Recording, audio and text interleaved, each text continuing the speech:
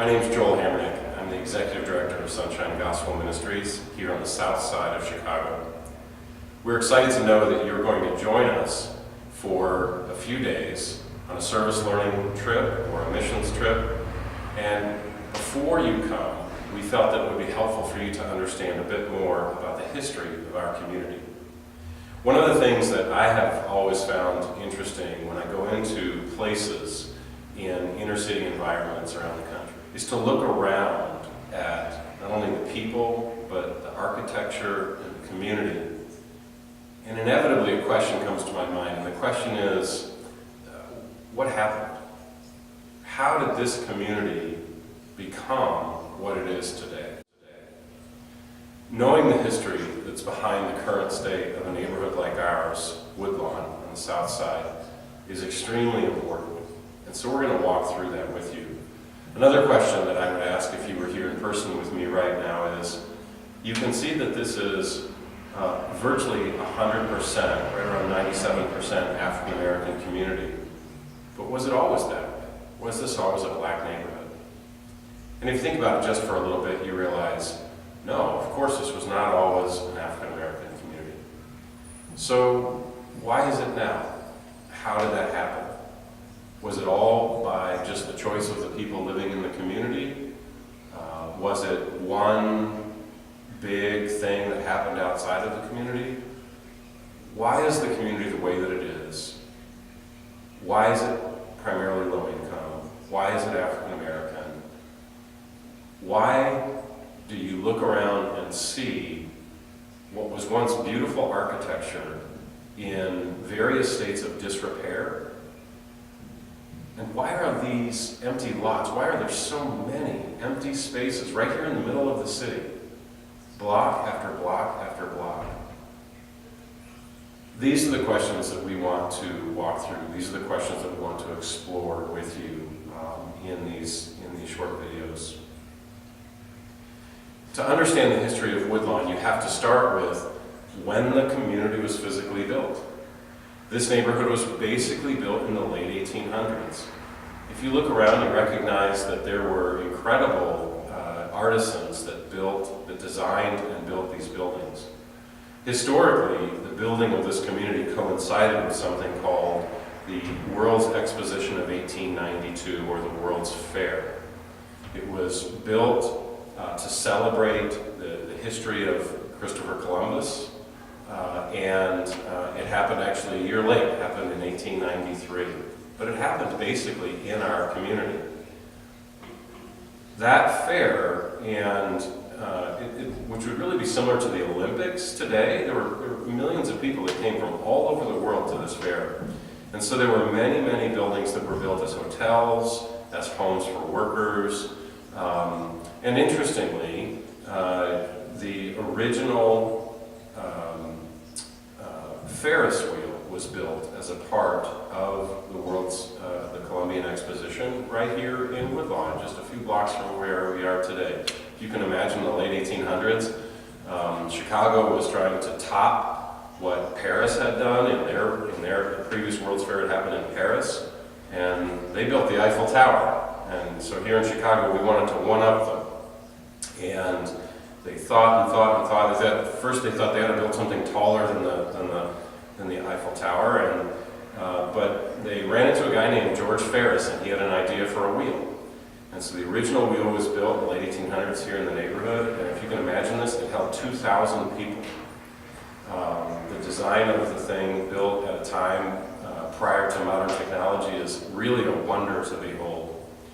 So that's how the neighborhood physically got established and when it was established. And obviously during those times, this was primarily a white community. So this neighborhood was physically beautiful, historically and architecturally interesting, and it was connected to the city as a whole.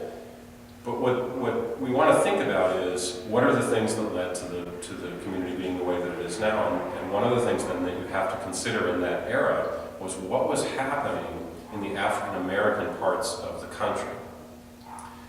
Where did all of the African Americans that live in Chicago's south and west sides come from? Well, they came from the south, obviously. And from the recent context of the undoing of the history of slavery. You have the Civil War that happens in the 1860s.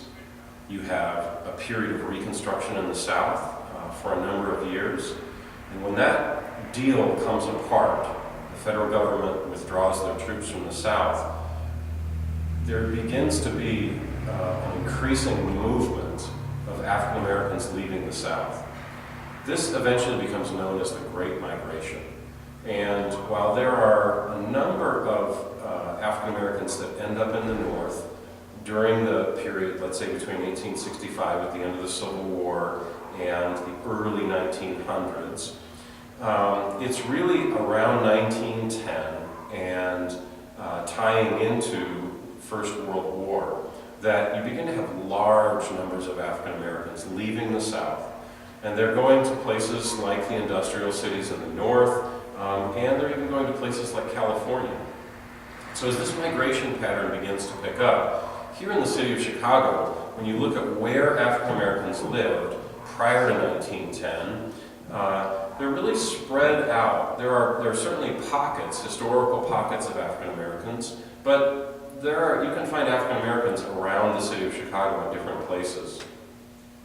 As that migration begins to pick up, as more and more and more families are coming to the North, what happens is that the neighbors, in effect, begin to get nervous. And white ethnic communities begin to be more troubled by the presence of African Americans here in the North. We often think of racism as being historically primarily a Southern issue, but that's not fair. It was a Northern issue as well. We get to a really critical year in the year 1919 here in the city of Chicago. There are an increasing number of African Americans in the city.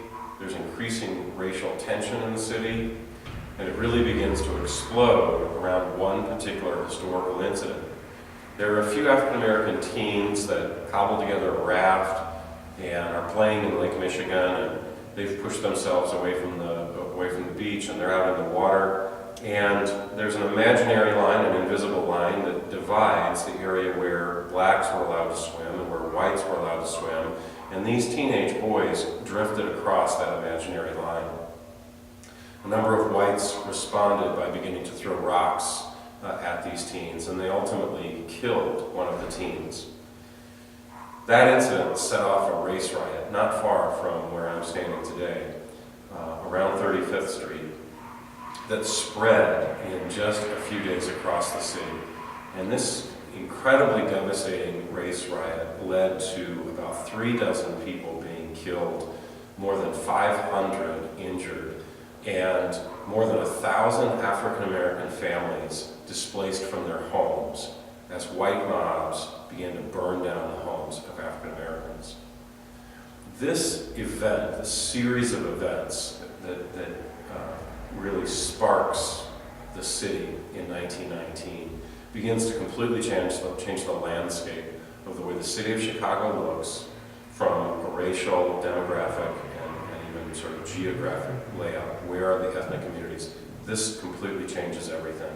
And it sets the stage for understanding all of the waves of the developments of these communities in